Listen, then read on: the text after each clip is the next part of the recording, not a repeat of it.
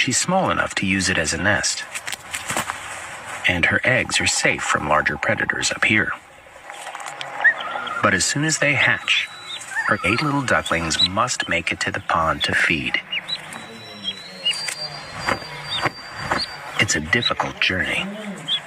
They won't be able to fly for months. The instinctive bond with their mother is so strong.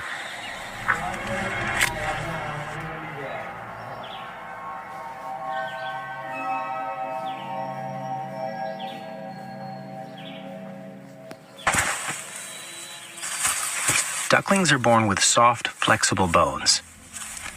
They're so light, even from up here, they can survive the fall and bounce.